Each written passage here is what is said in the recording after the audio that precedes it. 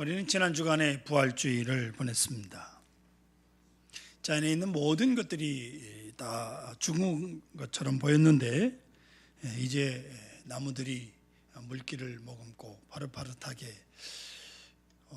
거의 5월에 해당하는 날씨만큼이나 자연도 푸르르게 된 것을 보게 됩니다. 예수님은 부활 이후에 성령님을 보내주시겠다고 약속하셨습니다. 근심은 과거에 집착할 때 생깁니다. 실패했던 경험과 아픔이 우리로 하여금 움츠러들게 만드는 것입니다. 부활의 아침이 새로운 시대를 열었듯이 부활을 힘입은 우리는 실패한 과거를 잊어야 합니다. 그리고 미래의 죽음도 두려워할 필요가 없습니다. 부활하신 예수님께서 앞으로 우리의 죽음에 예수님께서는 앞으로는 우리를 죽음의 제물이 되도록 하지 않으실 것이기 때문입니다. 스데반과 같은 신앙의 선진들은 영원한 죽음에 이르지 않는 이 신앙의 원리를 확신했기 때문에 순교의 잔을 기쁘게 마셨던 것입니다. 여러분, 우리는 받은 것을 전하면 됩니다. 주님은 우리에게 새로운 생명을 주시는 성령님을 불어넣어 주셨습니다. 주님께서는 우리에게 무작정 일을 시키지 않으신다는 사실입니다. 파송 이전에 여러분들이 세상에 나가서 복음을 전하려고 할 때 성령님을 불어넣어 주신다고 하는 사실입니다. 구약의 이스라엘 백성들을 인도했던 모세에게 무작정 보내신 것이 아니라 그에게 능력의 지팡이를 주셨고 말하지 못하는 그에게 아론을 붙여서 주의 일을 하게 하신 것을 여러분 꼭 기억하시기를 바랍니다. 성령님의 도움이면 세상에 나가서 부족함이 없다는 의미를 우리에게 말씀하는 것입니다. 이제 세상은 부활로 말미암아 새로워졌습니다. 더 이상의 옛 권세들은 그 악한 힘을 발휘할 수가 없습니다. 인류 최초 창조 시에 생명을 불어넣어 주셨던 하나님께서 우리에게 성령님을 불어넣어 주셨습니다. 인간은 과거에 매여 있고요, 예수님은 미래를 향해 나가시는 분이시다. 세상의 수많은 상처 입은 영혼들에게 부활의 능력을 전하기 이전에 우리에게 필요한 것은 여러분의 마음속에 평안입니다. 예수님께서 문을 닫고 무서움에 위축되어 있는 제자들에게 나타나실 때마다 너에게 평안을 준다고 말씀하셨습니다. 그리고 성령님, 생명의 영을 우리에게 불어넣어 주셨습니다. 이 부활의 능력과 성령님의 역사로 평안함을 얻으시고 담대하시기를 축복합니다. 우리 교회가 평균 2년에 한 번씩 부흥사경회를 개최합니다. 1년 전쯤 강사를 교습하고 날짜를 확정한 후에 준비를 합니다. 부흥회를 준비하면서 가장 힘든 것은 역시 강사, 목사님 초청 문제입니다. 부흥회의 목적과 강사가 맞아야 되기 때문에 강사 결정하기가 매우 어려운 일입니다. 물론 자신을 능력의 종이라고 자처하는 부흥사들이 있기는 합니다만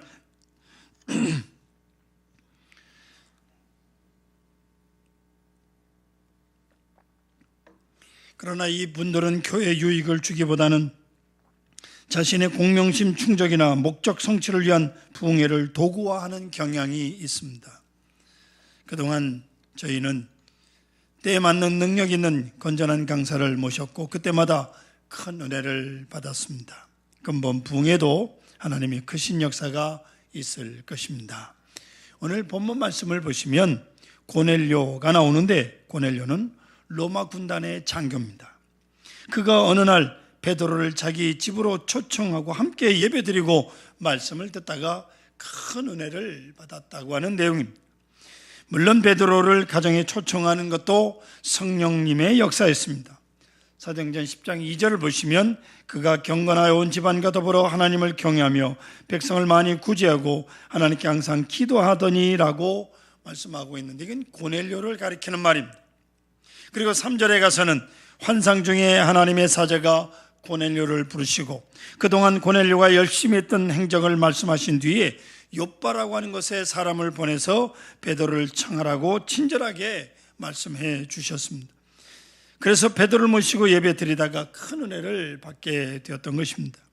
요즘 말로 말하면 가이사라에 있는 고넬료가 그토록 크고 귀한 은혜를 받게 된 부흥회를 열게 된 것입니다.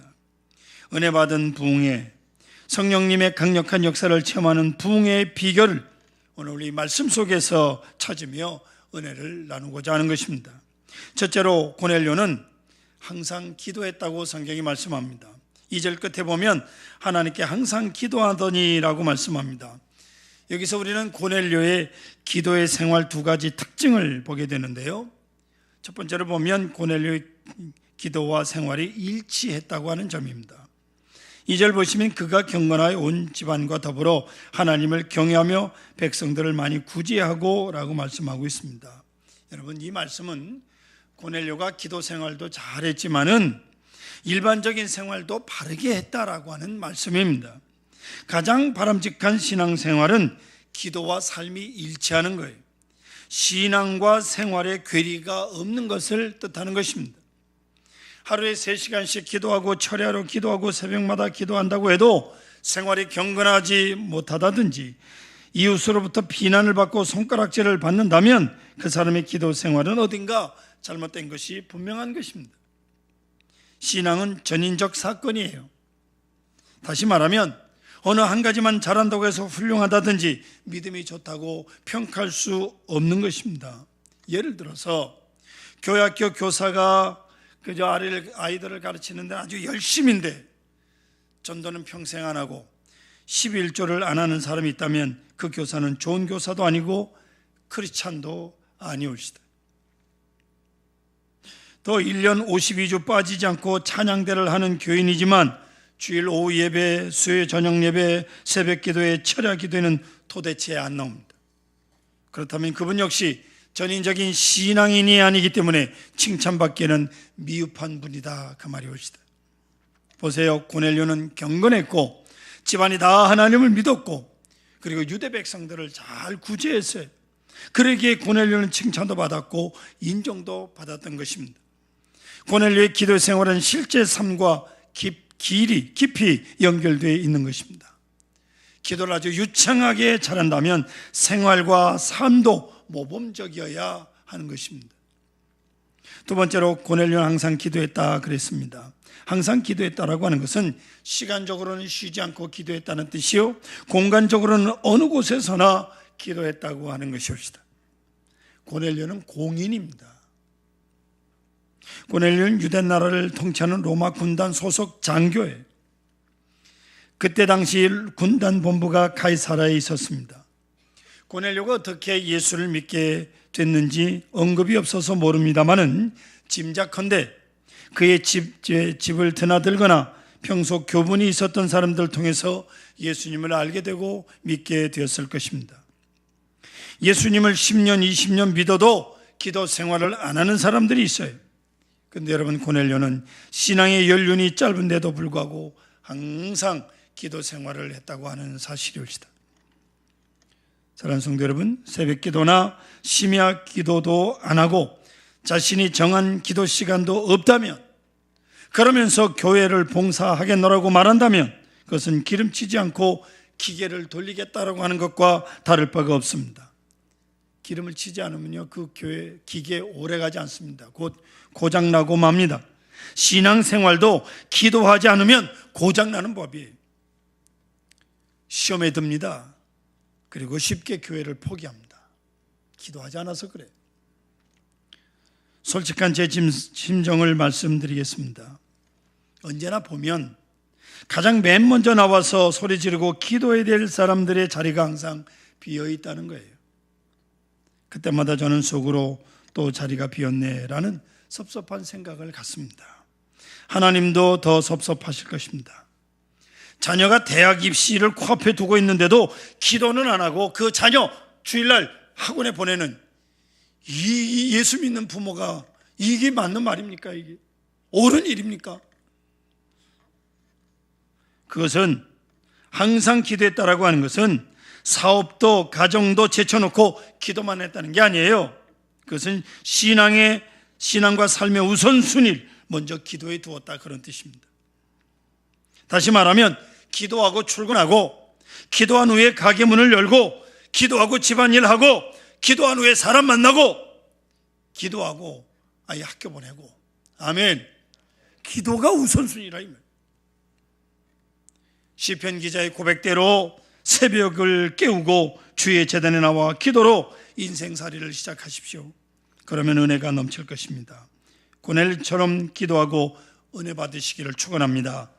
부흥의 기간만이라도 나와서 새벽에 기도하고 부흥에 참석하시고 그래서 말씀의 은혜를 넘치게 받으시기를 바랍니다. 두 번째로 고넬료는 순종했어요. 7절과 8절 보십시오. 마침 말하던 천사가 떠나매 고넬료가 집안 하인 둘과 부하 가운데 경건한 사람 하나를 불러 이 일을 다 이루고 요바로 보내니라고 말씀하고 있습니다. 무슨 말씀입니까? 천사가 환상 중에 베드로를 청하라는 하나님의 계시를 받고 이 고넬료는 즉시 사람을 요바로 보냈습니다. 여러분, 은혜 받는 비결 간단합니다. 은혜 받는 비결이 뭐냐? 고넬료처럼 베드로를 청하라 말씀하시면 그대로 순종하면 돼요. 고넬료는 즉시 그대로 순종했습니다. 근데 여러분, 고넬료가 베드로를 청하는데 즉시 보냈다고 해서 당연히 보낸 것처럼 생각하시면 안 됩니다. 여기 어려운 몇 가지 장애 조건이 있어요.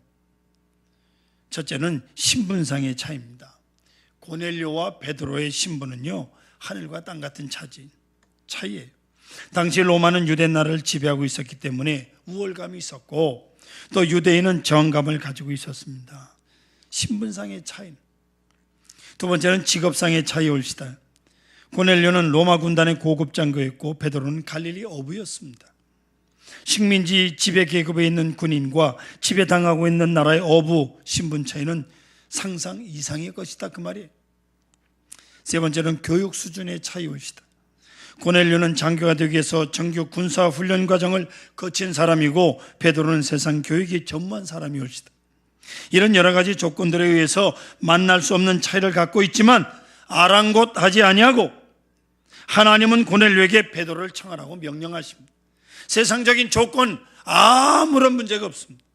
고넬료는 그때 그대로 순종했어요. 미루지도 않고 즉시 사람들을 요바로 보냈습니다.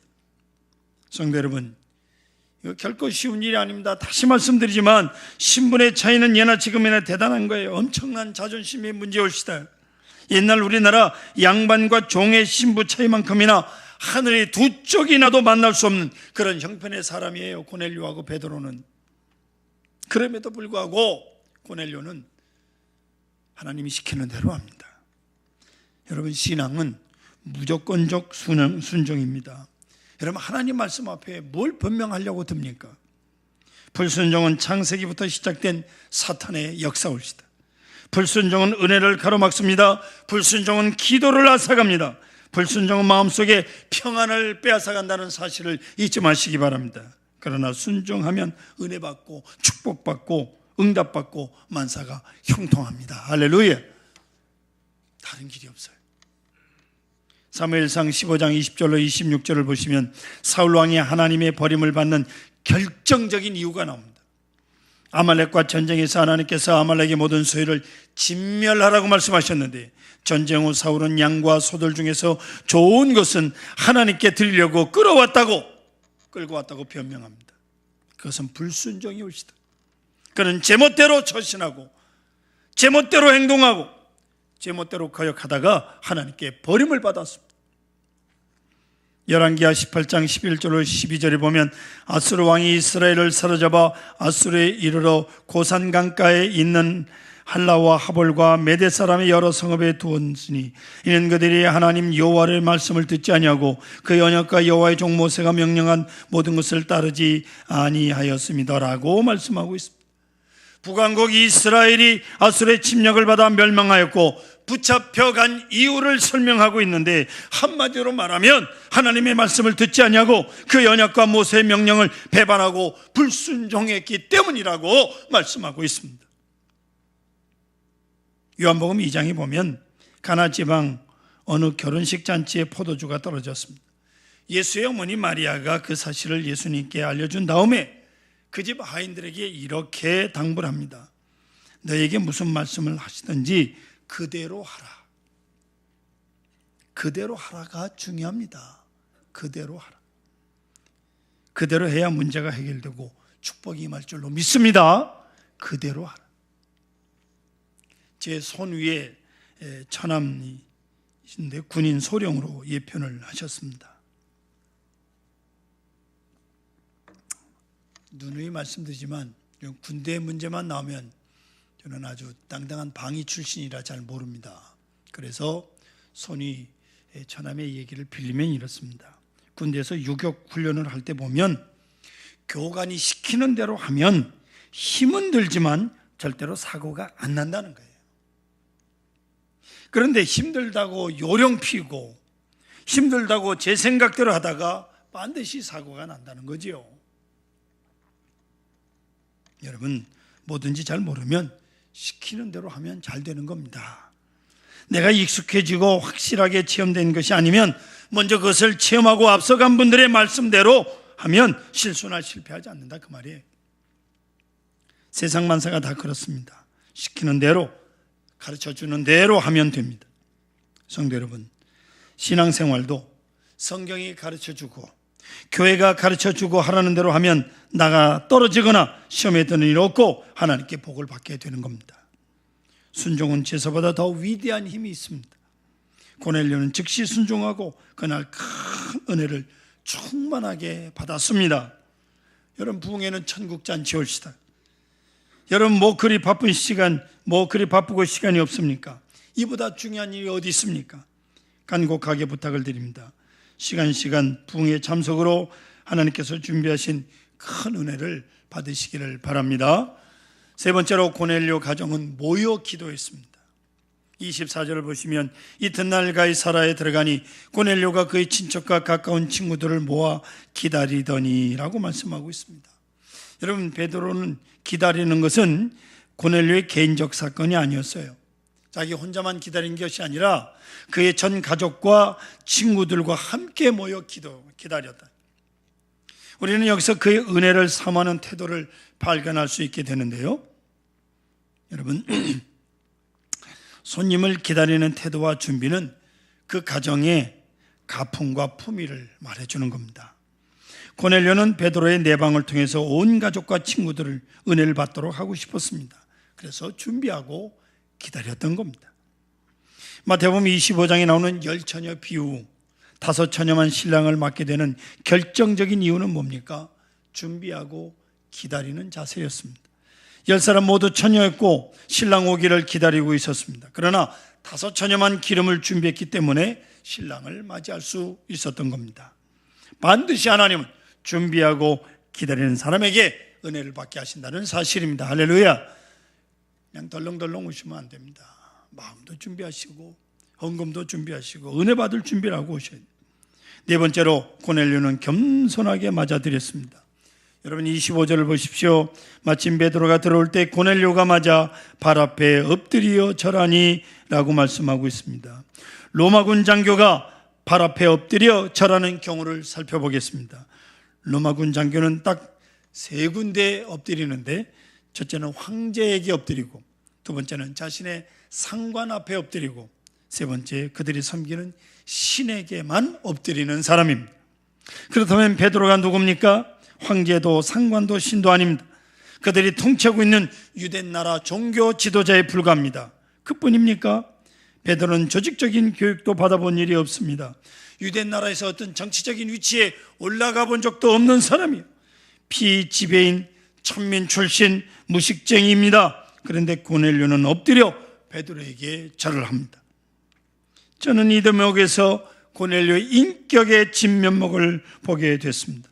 우리 주변에서 진정으로 인격을 가진 사람들은요, 아무리 돈이 많아도, 정말로 공부 많이 한 사람도, 정말로 지위가 높은 사람도 모두 겸손한 사람. 그런데 어중간한 사람들이 우리들을 실망시킵니다. 별것도 아닌 것들이 말이죠. 돈도 지위도 공부한 것도 별것 아닌 사람들이 교만해요. 예? 그래서 우리를 실망시킨다 그 말입니다. 신앙과 축복을 가로막는 최악의 장애물은 교만이 올시다. 교만은 천사를 마귀로 만들어 버립니다. 로마 백부장 고넬료가 갈릴리 어부 베드로, 가난한 전도자 앞에 넙죽 엎드려 절하는 장면을 생각해 보면서 저는 가슴이 뜨거워지는 것을 경험했습니다. 내가 나를 낮출 때 주님은 나를 높이시고 은혜를 베푸신다는 사실을 여러분 믿으시기를 바랍니다. 사랑하는 성도 여러분, 촌사람 전도자 베드로를 청해서 열었던 가이사랴 부흥의 결과가 무엇입니까? 44절에 보면 이렇게 말씀합니다. 베드로가 이 말을 할 때 성령이 말씀을 듣는 모든 사람에게 내려오시니, 할렐루야. 성령이 말씀을 듣는 모든 사람에게 내려왔다. 그날 그곳에 성령이 강림하셨습니다. 우리는 그동안 기도하고 말씀에 순종하며 기다려왔습니다. 이번 부흥회를 통해서 놀라운 성령의 역사를 경험하게 될 것입니다. 그리고 그 성령의 역사는 여러분 회사에, 여러분 직장에 오셔서 함께 하시기를 소원합니다. 또한 여러분 가게에, 그리고 여러분 가정에 오시기를 축원합니다. 또한 여러분 모두에게 성령의 충만한 역사가 있기를